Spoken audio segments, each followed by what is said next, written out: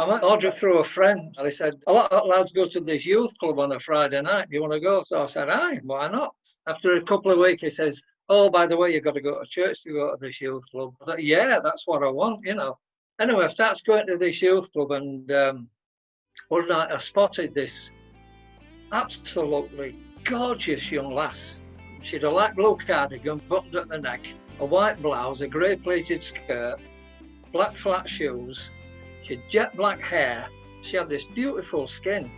We met on the 13th of November 1960, and by New Year we decided we were getting married. Everybody said it was far too soon, but we got engaged in May 61, and we married on Audrey's birthday, 11th of May 1963. We'd not really in common apart from church and loving each other. We were like chalk and cheese, but they say opposites attract, and I guess we're proof of that. She was always very competent, always very able, but incredibly shy. When we first went up to St Wilfred's, we were known as Brian and his wife. A bit later on, she was encouraged to start getting involved, and she became church warden. She did a spell as church council secretary. She'd been a baptism visitor. She took home communions. She led house groups, and it became Audrey and her husband after a while. In 2016, she had a series of mini blackouts, and she'd wake up sort of startled, and whatever had been going on in her mind then was real. I got her down into Jimmy's, and my daughter-in-law pointed out the forget-me-not side of her name on the wall.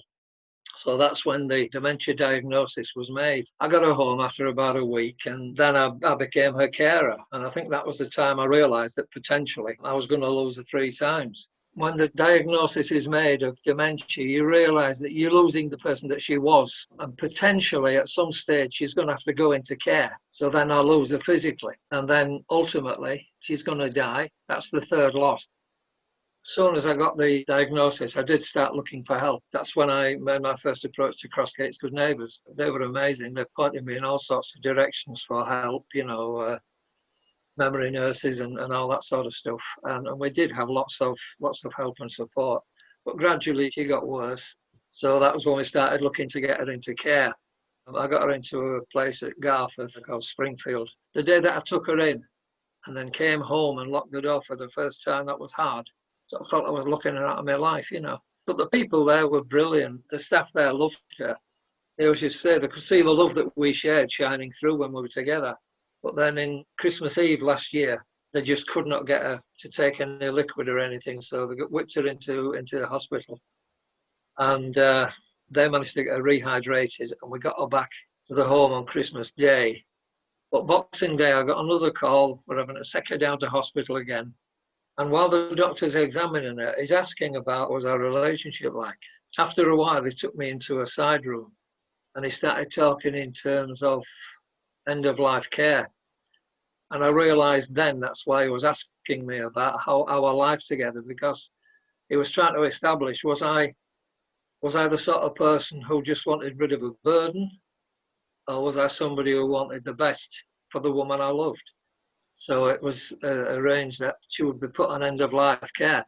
The home made her room really beautiful. And I was with her when she died. When Audrey was diagnosed, I prayed that she would get well. When it was obvious she wasn't going to get well, I prayed that she wouldn't deteriorate.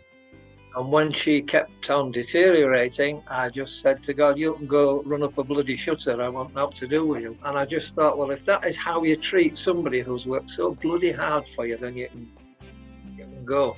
And I just stopped going to church, saying my prayers, anything. I don't know what it was, brought me back, I've no idea at all. But I just sort of woke up one day and knew that I needed to go back. And I thank God every day for the 56 years that we had together. I reckon if everybody had a marriage like that, there'd be no trouble in the world, because it'd be all about love.